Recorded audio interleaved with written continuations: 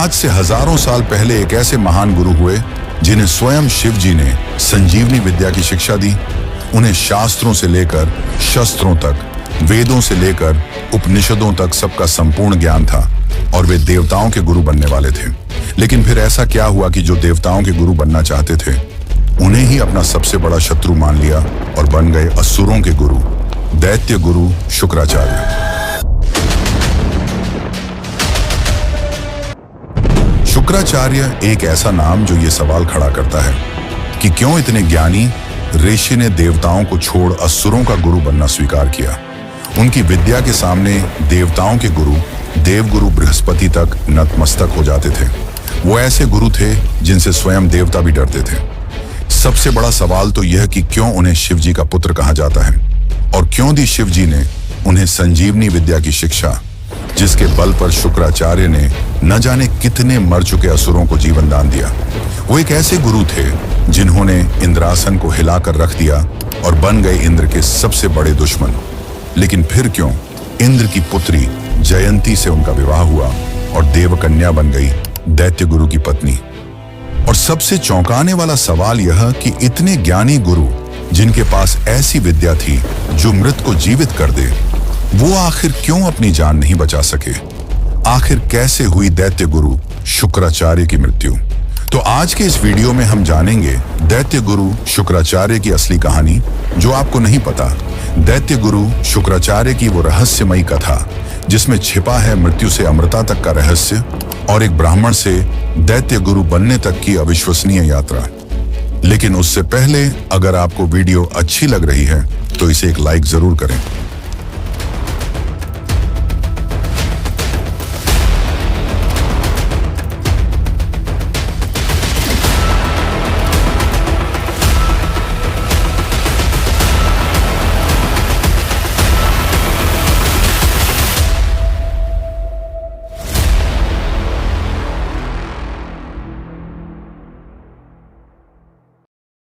सृष्टि के आरंभ से संतुलन बनाए रखने के लिए ब्रह्मा जी ने दो प्रजातियों की रचना की, देव और असुर।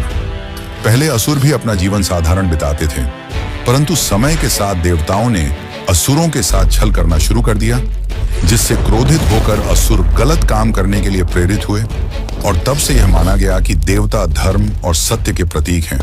वहीं दूसरी ओर असुर अधर्म और अराजकता के प्रतीक बने और इन्हीं दैत्यों के बीच प्रकट हुआ एक ऐसा गुरु जिसकी विद्या से मृत्यु भी भय खाती थी, जिसकी नीति से देवता भी कांप उठते थे। वह थे महर्षि भृगु और काव्या माता के पुत्र शुक्राचार्य। महर्षि भृगु जो सप्तऋषियों में से एक थे, जिन्हें ज्ञान, यज्ञ और ज्योतिष का परम आचार्य कहा जाता था, और उनकी पत्नी थी काव्या, जिन्हें काव्य माता या काव्य कन्या भी कहा जाता था। इन दोनों के संयोग से जन्मे उष्णा, जो आगे चलकर शुक्राचार्य के नाम से प्रसिद्ध हुए।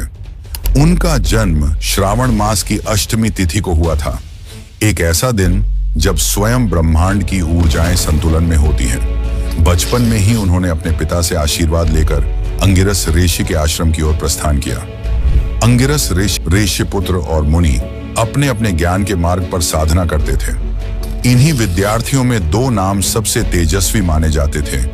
एक थे अंगिरस के पुत्र बृहस्पति और दूसरे थे भृगुपुत्र शुक्राचार्य। दोनों में अद्भुत प्रतिभा थी। दोनों के मन में धर्म और ज्ञान के प्रति अगाध निष्ठा थी। लेकिन नियति ने उनके बीच एक ऐसा अंतर रखा जो आगे चलकर सृष्टि के इतिहास को बदल देने वाला था। शुक्राचार्य अत्यंत बुद्धिमान थे। वे वेद, ज्योतिष, औषधि, नीति और युद्ध नीति के गूढ़ रहस्यों को शीघ्र ही आत्मसात कर लेते थे। वहीं बृहस्पति भी तेजस्वी थे, परंतु शुक्राचार्य के मुकाबले वे थोड़े पीछे थे। धीरे धीरे शुक्राचार्य ने अनुभव किया कि गुरु अंगिरस अपने पुत्र के प्रति अधिक झुकाव रखते हैं। यह भावना उनके मन में बार बार चुभने लगी और एक दिन उन्होंने साहस कर गुरु अंगिरस से पूछा, गुरुदेव, जब मैं भी समान रूप से अध्ययन करता हूं तो बृहस्पति को अधिक ज्ञान और आशीर्वाद क्यों मिलता है? इस प्रश्न पर आशी अंगिरस मुस्कुराए और बोले, शुक्र, मेरे लिए सभी शिष्य समान हैं। पर इस जवाब से शुक्राचार्य के मन को संतुष्टि नहीं मिली। इसके बाद शुक्राचार्य ने अंगिरस का आश्रम छोड़ दिया और गौतम ऋषि के आश्रम की ओर पहुंचे। वहां बृहस्पति भी मौजूद थे। अब देवता द्विविधा में थे कि किसे अपना गुरु बनाएं। यह बात तो सभी जानते थे कि शुक्राचार्य हर मायने में बृहस्पति से कहीं आगे हैं, परंतु इंद्र की बृहस्पति के साथ गहरी मित्रता होने के कारण बृहस्पति को देवताओं का गुरु चुना गया। इतना ही नहीं, शुक्राचार्य जिस सम्मान की इच्छा लेकर इंद्रलोक पहुंचे थे, उसे भी तोड़ते हुए इंद्र ने भारी सभा में कहा, तुम्हारी माता काव्या दैत्य कुल से है और हम किसी असुर को अपना गुरु नहीं बना सकते। यह बात शुक्राचार्य को चुभ गई और उसी पल से वह ऋषि जो देवताओं के गुरु बनना चाहते थे, बन गए देवताओं के सबसे बड़े दुश्मन। शुक्राचार्य पाताल लोक की ओर चल पड़े। वहां दैत्यों ने उन्हें वह इज्जत दी जिसकी उन्हें चाह थी और तब से वे बन गए दैत्य गुरु शुक्राचार्य। लेकिन शुक्राचार्य की कहानी यहां समाप्त नहीं होती। उनकी असली कहानी तो अब शुरू होती है कि कैसे स्वयं शिव जी ने उन्हें सिखाई संजीवनी विद्या, जिसके बल पर वे किसी भी मृत को फिर से जीवन प्रदान कर सकते थे। तो चलिए अब जानते हैं शुक्राचार्य की असली कहानी। जब किसी हृदय में अपमान की अग्नि प्रज्वलित होती है तो वह या तो उसे भस्म कर देती है या उसे कुछ ऐसा बना देती है जो इतिहास को बदल दे। अंगिरस के आश्रम से निराश और आहत होकर निकले शुक्राचार्य अब उसी रूपांतरण के मार्ग पर थे। उनके भीतर की पीड़ा उन्हें एक ऐसे लोक की ओर ले जा रही थी जहां अन्याय के विरुद्ध विद्रोह जन्म लेता था। पाताल लोक, दैत्यों का राज्य। कहा जाता है कि जब शुक्राचार्य वहां पहुंचे तो समस्त दैत्य समुदाय विस्मित रह गया। दैत्यराज ने उन्हें प्रणाम करते हुए कहा, हे भृगुपुत्र, आपके ज्ञान का हम लंबे समय से आदर करते आए हैं। आज यदि आप हमारे गुरु बन जाएं तो कोई भी देवता हमारे विरुद्ध विजय प्राप्त नहीं कर सकेगा। इन शब्दों में शुक्राचार्य को वह आदर मिला जिसकी उन्हें वर्षों से प्रतीक्षा थी। वे मुस्कुराए, किंतु वह मुस्कान करुणा और प्रतिशोध के मिश्रण से भरी थी। उन्होंने कहा, देवताओं ने मेरे ज्ञान का अपमान किया है, अब वही ज्ञान उनके अभिमान को तोड़ेगा। यहीं से उन्होंने अपनी प्रतिज्ञा ली, मैं उन सबकी सहायता करूंगा जिन्हें देवताओं ने अन्यायपूर्वक दबाया है। मैं धर्म के नाम पर चल रही सत्ता को चुनौती दूंगा। और उसी क्षण से उनका नाम बन गया दैत्य गुरु शुक्राचार्य। शुक्राचार्य के मार्गदर्शन में दैत्य राज बलि, हिरण्यकशिपु, प्रहलाद और अनेक योद्धा ऐसे बने जिन्होंने देवताओं तक को चिंतित कर दिया। उन्होंने असुरों को हर विद्या सिखाई, अस्त्र शस्त्र का ज्ञान दिया, जिससे असुर देवताओं से कहीं अधिक शक्तिशाली होने लगे। लेकिन फिर भी जब भी देवता और असुरों के बीच कोई युद्ध होता, देवता ही जीतते, क्योंकि उनके पास था वह अमृत जो समुद्र मंथन से निकला था और विष्णु ने चाल से वह अमृत केवल देवताओं में बांट दिया, जिसके कारण वे मारे जाने के बाद भी फिर से जीवित हो जाते। यह देखकर असुर भयभीत होने लगे और इसी क्षण शुक्राचार्य ने वह विद्या सीखने की ठानी जिससे मृत भी पुनः जीवित हो जाए। और उस विद्या का नाम था संजीवनी विद्या, जो उन्हें केवल शिव ही सिखा सकते थे। और इसी ने उन्हें प्रेरित किया एक ऐसी असाधारण तपस्या के लिए जिसने इंद्रलोक तक को प्रभावित कर दिया। कहा जाता है कि शुक्राचार्य एक विशाल वृक्ष की शाखा से उल्टा लटक कर नीचे प्रज्वलित हवन कुंड के धुएं को श्वास के रूप में ग्रहण करते हुए 1000 वर्षों तक तपस्या में लीन रहे। उनके तप का तेज इतना प्रबल हुआ कि उसकी आभा देवलोक तक पहुंच गई। स्वर्ग में बैठे इंद्र को जब यह बात पता चली कि दैत्य गुरु संजीवनी विद्या प्राप्त करने की साधना कर रहे हैं, तो वे भयभीत हो उठे। उन्होंने सोचा, यदि शुक्राचार्य यह विद्या प्राप्त कर लेंगे तो देवताओं की सत्ता समाप्त हो जाएगी। भय के कारण इंद्र ने अपनी पूरी शक्ति लगा दी इस तपस्या को भंग करने में। पहले उन्होंने मृदु हवाएं भेजी, फिर प्रचंड तूफान और अंत में अपनी अप्सराओं को। परंतु शुक्राचार्य का ध्यान अटूट था। उन्होंने अपनी आंखें तक नहीं खोली, जिससे इंद्र की चिंता बढ़ गई। अंततः इंद्र ने स्वयं अपनी पुत्री जयंती को आदेश दिया कि जाओ, किसी भी उपाय से उसकी तपस्या भंग करो। यदि वह सफल हो गया तो हम सबका अंत निश्चित है। जयंती सौंदर्य और बुद्धि दोनों में अद्वितीय थी। वह धरती पर उतरी और उस तपस्वी के सामने आकर खड़ी हुई। उसने अपने सारे आकर्षणों का प्रयोग किया, पर शुक्राचार्य की एकाग्रता अडिग रही। जिसके बाद जयंती ने शुक्राचार्य के नीचे जल रही अग्नि पर विषैले पदार्थों को मिला दिया और जैसे ही उसका धुआं शुक्राचार्य के शरीर में गया, उनके शरीर के विभिन्न अंगों से खून की नदियां बहने लगीं। परंतु उन्होंने अपनी तपस्या नहीं रोकी। यह सब देखकर जयंती को अपनी गलती का एहसास हुआ और वह वहां से लौट गई और शुक्राचार्य अपनी तपस्या में लीन रहे। अंततः हजारों वर्षों की कठिन तपस्या के बाद शिवजी उनकी साधना से प्रसन्न होकर उनके सामने प्रकट हुए और कहा, हे भृगुपुत्र, मैं तुम्हारी तपस्या से प्रसन्न हूं, मांगो, क्या वर मांगते हो? तब शुक्राचार्य ने शिवजी से संजीवनी विद्या सिखाने की प्रार्थना की। शिवजी ने उन्हें संजीवनी विद्या सिखाई और साथ ही यह चेतावनी दी, हे शुक्राचार्य, इस विद्या का दुरुपयोग मत करना। शुक्राचार्य ने श्रद्धा से झुककर वचन दिया, प्रभु, मैं इस ज्ञान का उपयोग केवल भलाई के लिए करूंगा। इसके बाद शिव अंतर्ध्यान हो गए। फिर इसके बाद ऐसा क्या हुआ कि भगवान शिव ने स्वयं शुक्राचार्य को निगल लिया और क्यों कहलाए शुक्राचार्य शिवजी के पुत्र? तो चलिए अब उस कथा को भी जान लेते हैं। लेकिन उससे पहले हम यह जान लेते हैं कि क्यों इंद्र की पुत्री जयंती ने इंद्र के सबसे बड़े दुश्मन शुक्राचार्य से विवाह किया। संजीवनी विद्या पाने के बाद शुक्राचार्य सिर्फ एक गुरु नहीं, बल्कि असुरों के लिए वरदान बन गए थे और देवों के लिए अभिशाप। और इसी बीच इंद्र की बेटी जयंती ने शुक्राचार्य के सामने विवाह का प्रस्ताव रखा।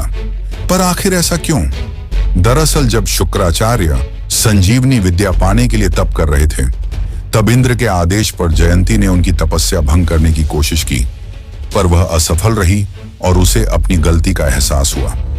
उस महान संत के लिए उसके मन में श्रद्धा और विनम्रता दोनों जाग गई और अपनी गलती का प्रायश्चित करने हेतु वह और धीरे धीरे उसे शुक्राचार्य से प्रेम हो गया। उसने शुक्राचार्य के सामने विवाह का प्रस्ताव रखा। शुक्राचार्य ने पहले कहा, तुम देवपुत्री हो और मैं देवों का सबसे बड़ा शत्रु, इस कारण यह मिलन अनुचित है। परंतु जयंती के प्रेम और जिद के सामने वे हार गए और दोनों का विवाह संपन्न हुआ। मित्रों, यह तो हुई उनके मिलन की कहानी। अब चलिए हम जानते हैं कि क्यों शिवजी ने शुक्राचार्य को निगल लिया था। उस समय धरती पर भयानक युद्ध चल रहा था। असुरों और देवताओं के बीच घमासान जंग छिड़ी हुई थी और उस युद्ध के बीच बैठे थे दैत्य गुरु शुक्राचार्य, आंखें बंद और होठों पर संजीवनी मंत्र का जाप। वह युद्ध में मरे हुए हर असुर को पुनः जीवित कर देते थे। इधर असुर संजीवनी विद्या के बल पर पुनः जीवित हो रहे थे और उधर देवता जो अमृत के बल पर मृत्यु को प्राप्त नहीं हो रहे थे। यह चक्र अनंत काल तक चलने लगा, जिससे धरती का संतुलन बिगड़ने लगा। समय के साथ देवता कमजोर पड़ने लगे। तब सभी देव मिलकर शिवजी के पास गए और उन्हें सारी बात बताई। अपनी सिखाई हुई संजीवनी विद्या का इस प्रकार दुरुपयोग देखकर शिवजी क्रोध से भर गए और शुक्राचार्य से कहा, भृगुपुत्र, तुमने वह किया जो किसी ऋषि को शोभा नहीं देता। मैंने तुम्हें यह ज्ञान धर्म की रक्षा के लिए दिया था, लेकिन तुमने इसे अधर्म के सहायक के रूप में प्रयोग किया। मृत्यु सृष्टि का संतुलन है और तुमने उसे चुनौती दी है। यह सुनकर शुक्राचार्य भय से कांप उठे और हाथ जोड़कर बोले, प्रभु, मेरा उद्देश्य केवल असुरों को न्याय दिलाना था। देवता भी तो अमृत के बल पर अमर हैं, फिर मैं अपने शिष्यों को क्यों ना अमर बनाऊं?